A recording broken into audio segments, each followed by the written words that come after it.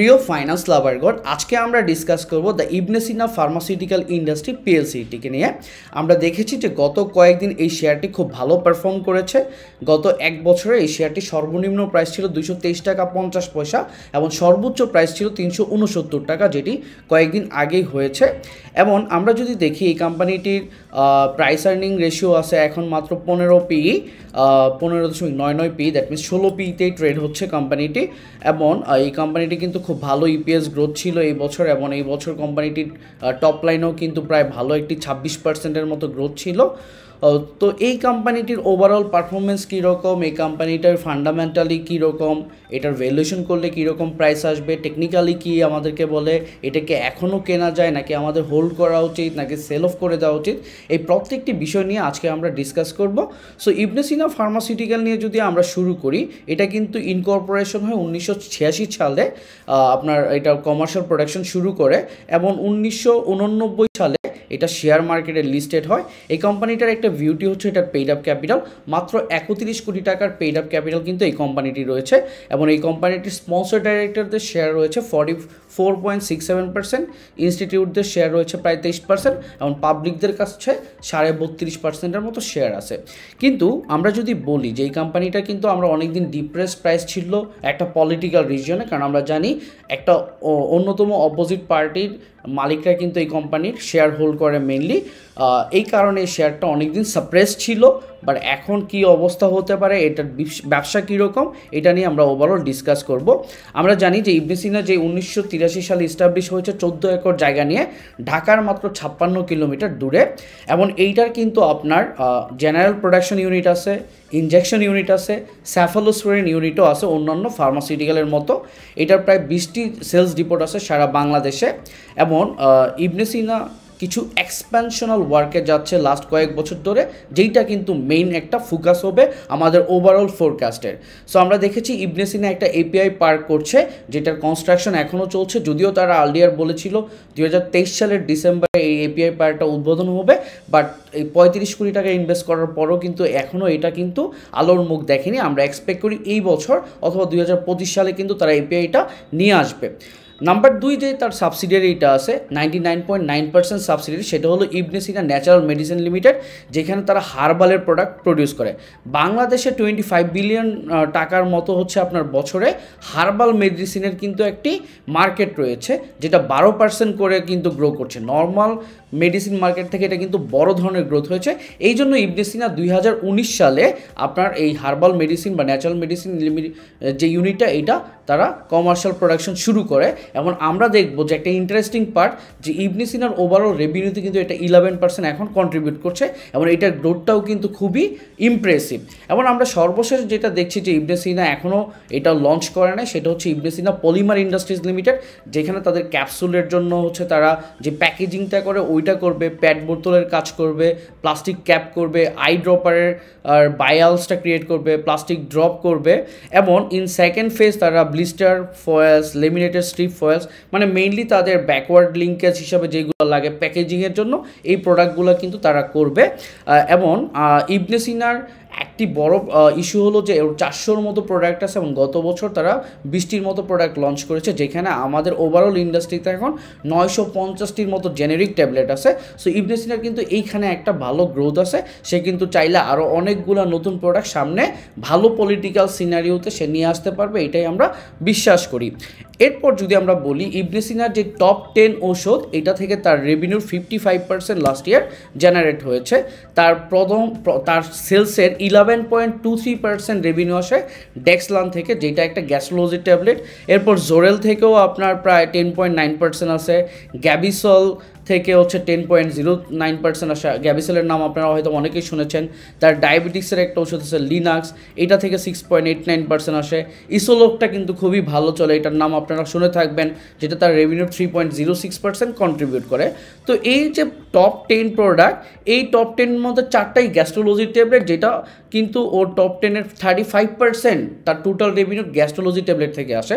এবং আমরা দেখেছি বাংলাদেশের যেই 3200 কোটি টাকার একটা মার্কেট আছে গ্যাস্ট্রোলজির, এই মার্কেটটা কিন্তু একটা হিউজ মার্কেট, এবং এই মার্কেটে কিন্তু ইবনে সিনাও ভালো করছে, and going forward they may bring more revenue in their portion. এবং আমরা জানি ইবনে সিনার অনেকগুলো হসপিটাল চেইন আছে, এবং ভালো একটা পলিটিক্যাল সিনারিওতে হয়তো বা ওরা আরও বেশি হসপিটাল করবে, ওই হসপিটালগুলোতে কিন্তু ইবনে সিনার বড় একটা ওষুধের ডিমান্ড সামনে ক্রিয়েট হতে পারে বলে আমরা বিশ্বাস করি। আপনারা যদি দেখেন ইবনে সিনার যে টোটাল সেলস, এই সেলসের আপনার 31% আসে চিটাগং থেকে। এটা কিন্তু একটা অন্যরকম জিনিস, যে বাংলাদেশের ইউজুয়ালি অন্য সব ফার্মাসিউটিক্যাল কোম্পানির সবচেয়ে বেশি রেভিনিউ আসে ঢাকা থেকে, কিন্তু ইবনে সিনার আসে চিটাগং থেকে। সো এইখানে কিন্তু তার ঢাকায় গ্রোথের একটা বড় অপরচুনিটি কিন্তু এখনও রয়ে গিয়েছে। ঢাকায় তারপর 26%, এরপর খুলনায় 12%, সিলেটে 5%, বরিশালে 6%, ময়মনসিংহে 4%। সো উইথ মানে একটা বেটার পলিটিক্যাল শেপ আমরা এক্সপেক্ট করি এগুলো আরও বেটার একটা পজিশনে যাবে।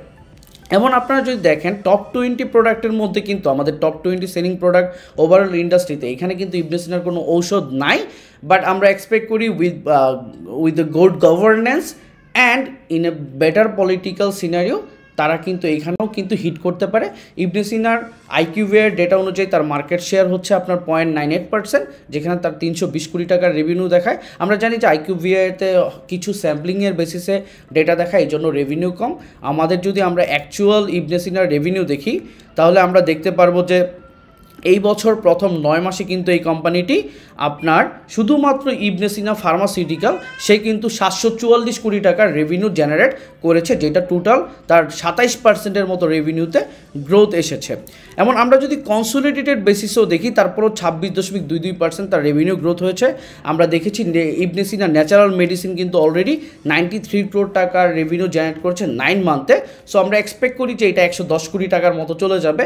এমন একটা গ্রোয়িং মার্কেটে যেহেতু সে নতুন একটা প্লেয়ার হিসেবে ঢুকেছে, এখানে কিন্তু তার একটা বড় অপরচুনিটি আছে as a well establish company. সেইখান থেকে কী করতে পারবে, একটা লেভারেজ ক্রিয়েট করতে পারে।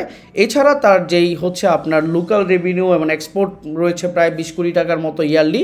এক্সপোর্ট রেভিনিউটা দেখবেন একটা ইমপ্রেসিভ গ্রোথ হয়েছে 53%। লোকাল রেভিনিউ আছে 729 কোটি টাকা 9 মাসে, যেটা ডেফিনেটলি আরও বাড়বে সামনে। সো এই সকল জিনিস যদি দেখি যে ইবনে সিনার কিন্তু সেলসটা কিন্তু খুবই ভালো, এবং 26% গ্রোথ মানে কিন্তু ইন্ডাস্ট্রিতে এই বছর সবচেয়ে বেশি গ্রোথ করেছে ইবনে সিনা।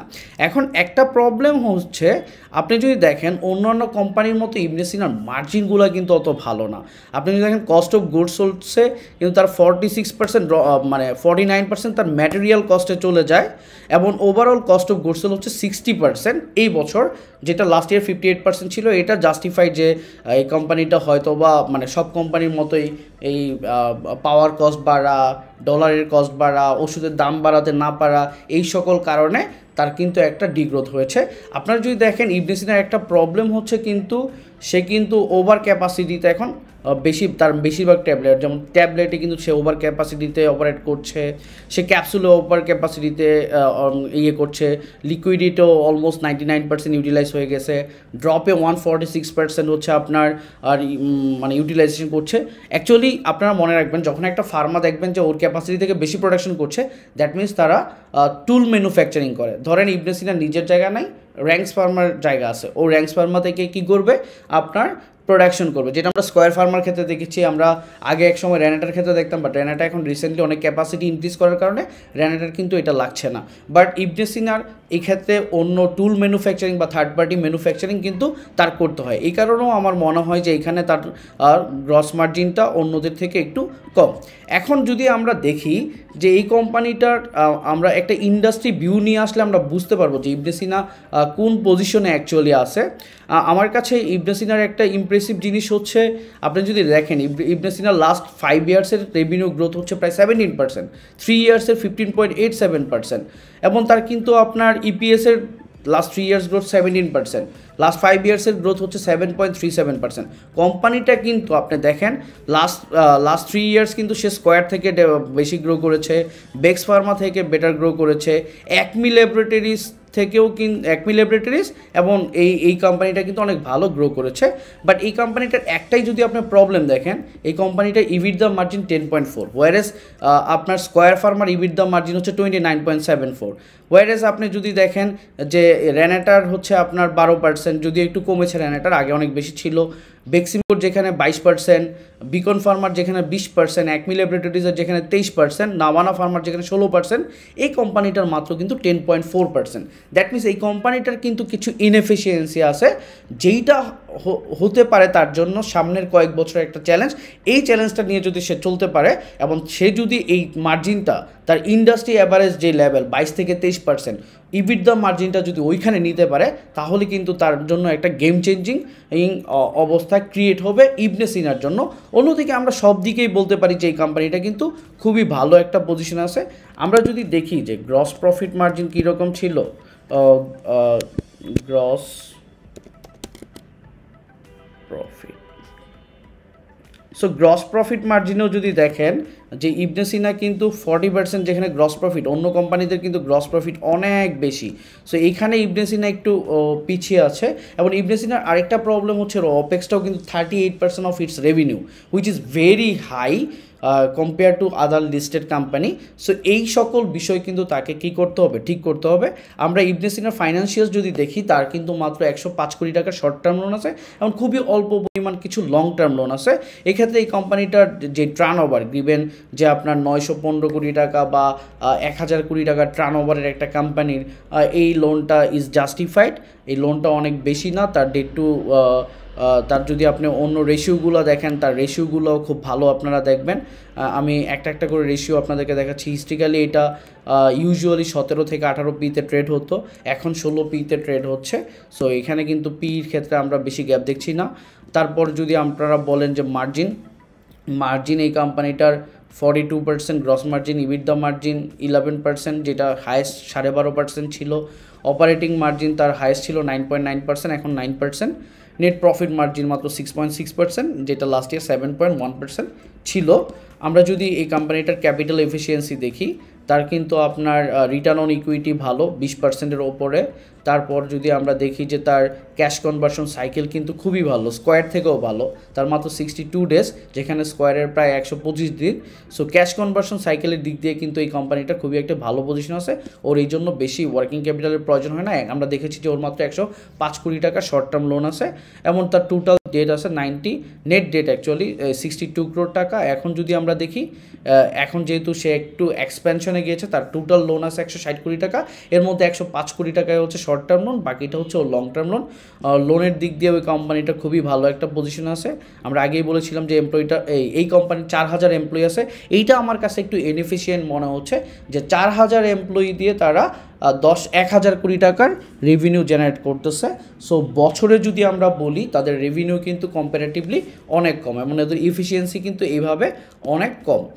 এবং আমরা যদি দেখতাম যে তাদের আপনার যদি দেখেন তাদের সেলস অ্যান্ড অপারেটিং এক্সপেন্সগুলো কিন্তু তার রেভিনিউর 33%, হুইচ ইজ ভেরি হাই।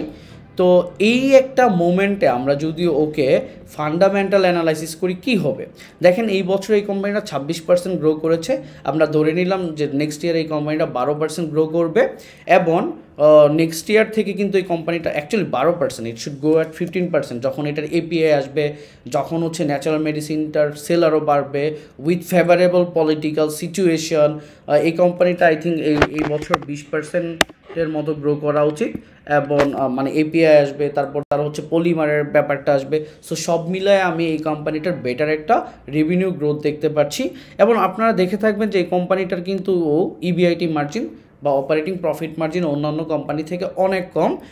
যেখানে ইন্ডাস্ট্রির অ্যাভারেজ আপনার 14-15%, ওইখানে ওর মাত্র হচ্ছে 9.4%। বাট যখন এপিআই আসবে, তার হয়তো অনেকগুলো মলিকিউল সে নিয়ে আসবে। সো ওই মলিকিউল যখন সে নিজেই প্রডিউস করতে পারবে, তার কিন্তু আপনার gross profit margin significantly develop হওয়ার একটা চান্স আছে। তো এইখানে আমি পার্সোনালি দেখি যে তার 5 থেকে 6%-এর একটা আস্তে আস্তে কিন্তু একটা গ্রোথ আসবে তার গ্রস প্রফিট মার্জিন এবং অপারেটিং প্রফিট মার্জিনে। তো আমরা কিন্তু এটাকে 9.44% যে ইবিআইটি মার্জিন আছে, এটা কিন্তু যখন হচ্ছে আপনার এপিআই আসবে, আমরা 2025 সালের কথা বলতেছি। সো 2025 সালে সে 6 মাস পাবে, এই জন্য আমরা চিন্তা করলাম যে তার ইভিআইটি মার্জিন হবে 10%। এরপর আস্তে আস্তে এটা আমরা 13%-এর দিকে যদি চলে যাই, যেটা ইন্ডাস্ট্রি অ্যাভারেজ আছে 14%।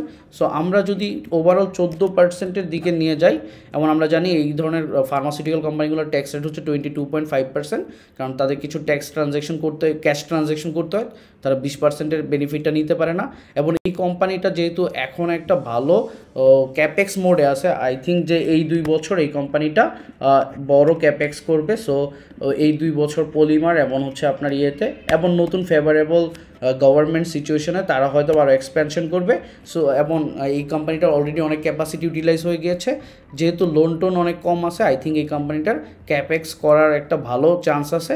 সো আমরা ধরে নিলাম যে সামনের কয়েক বছর এই কোম্পানিটা ক্যাপেক্স করবে to have a better margin and to have a better business in future. আর এবং আমরা যদি বাকি জিনিসগুলোকে ঠিক ধরে নেই যে তার যেরকম ওয়ার্কিং ক্যাপিটাল লাগে এটাই লাগবে, তার কস্ট অফ ডেট যদি লেটসে 14% হয় এখন যেটা বাংলাদেশে আছে, তাহলে আমরা যদি দেখি যে ওর ওভারঅল আমরা যদি আপনার 12% রিস্ক ফ্রি রেট দেই, 3% হচ্ছে আপনার মার্কেট রিস্ক প্রিমিয়াম দেই, তাহলে weighted average cost of capital আসে হচ্ছে 12.1%, বা যেটা আমাদের ডিসকাউন্ট রেট। এবং টার্মিনাল গ্রোথ রেট যদি 3% হয়, এই ক্ষেত্রে কোম্পানিটার প্রাইস হওয়া হচ্ছে 376 টাকা 90 পয়সা, এবং এই কোম্পানিটার প্রাইস এখন আসে 349 টাকা। এই হিসাবে কোম্পানিটি 8% কিন্তু একটা গ্রোথের অপশন আছে। আমরা যদি একটু রিলেটিভ ভ্যালুয়েশন করে দেখি, যে কোম্পানিটার 20 টাকার মতো ইপিএস আছে, সে যদি 20 পিতে ট্রেড হয়, given the political favourable situation, এক্ষেত্রে 400 টাকা পর্যন্ত যাওয়ার একটা অপশন আছে। সো আমরা যদি দুইটার অ্যাভারেজও করি, আমার কাছে মনে হয় 380 রেঞ্জে is a very good price for this company. এখন এই কোম্পানিটা যেহেতু 336 টাকা আছে, আমরা বলতে পারি সামওয়াট এটা হোল্ড করা যায়। It's not a sell call, it should be a hold call. এবং এই কোম্পানিটা ফেভারেবল পলিটিক্যাল সিচুয়েশনে কীরকম পারফর্ম করে, এইটা কিন্তু একটা বড় দেখার বিষয়। এবং যেহেতু অনেকগুলো ক্যাপেক্সের রেজাল্ট নেক্সট ইয়ারের থেকে আসা শুরু করবে, উই এক্সপেক্ট যে এই কোম্পানিটা একটু ভালোই হবে হোপফুলি। এখন আমরা যদি একটু টেকনিক্যালি দেখি, আমরা হিস্ট্রিক্যালি যদি দেখি, এই কোম্পানিটা কিন্তু কোনো সময় আপনার 345 টাকায় যায় নাই, বাট এইবার উইথ দ্য নিউ গভর্নমেন্ট এই কোম্পানিটা কিন্তু ম্যাক্সিমাম 369 টাকা পর্যন্ত গিয়েছে। তো এখানে আমরা দেখছি যে আপনার এখন যদি এই কোম্পানিটা পড়ে 322 টাকার দিকে ভালো একটা সাপোর্ট আছে, আর আবার 370 টাকা পর্যন্ত যেতে পারে। আর যদি এই সাপোর্টটাও সে ব্রেক করে, ওই ক্ষেত্রে হয়তো বা আপনার আমরা হয়তো বা এটা 280 টাকা লেভেল আবার দেখতে পারি। যদি আমরা আরএসআই দিয়ে দেবো, দেখি আরএসআই কিন্তু আপনার যখন 80 লেভেলটা ক্রস করেছিল তখন কিন্তু সে একটু পড়েছে, দেখেন। সো এটা আমরা বলতে পারি যদি আরেকটু বেটার প্রাইসে আসে অ্যাকচুয়ালি, সো এটাকে যদি 300 টাকা লেভেলে পাওয়া যায়, it can B a very good bye. আমি জানি না অ্যাকচুয়ালি 300 টাকা লেভেলে পাওয়া যাবে কি না, বাট 320 টাকা হলেও কিন্তু শেয়ারটা দেখা যেতে পারে। In terms of technical analysis আমরা এই কথাগুলো বলতে পারি। আর হচ্ছে আমরা যদি একটু আপনাদেরকে ফিবোনাচি রিট্রেসমেন্টটা দেখাই যে কীরকম অবস্থায় এটা আছে, এইখান থেকে আমরা দেখেছিলাম যে এই ইলেকশনের পর এই শেয়ারটি হচ্ছে আপনার 238 টাকা পর্যন্ত কিন্তু নেমে গিয়েছিল।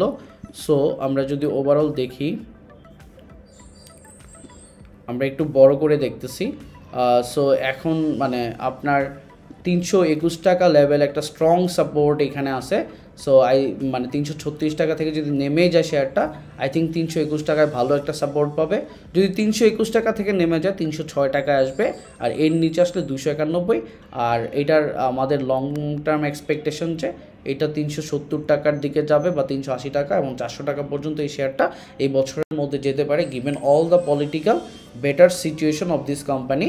সো আজকে এই পর্যন্তই। আজকের ভিডিওটি ভালো লাগলে আপনারা আমাদের চ্যানেলটি সাবস্ক্রাইব করে রাখবেন, এবং আমরা নতুন একটি ভিডিও নিয়ে আপনাদের সামনে আসবো ইন ফিউচার। সেই পর্যন্ত সবাই ভালো থাকবেন। আল্লাহ হাফিজ।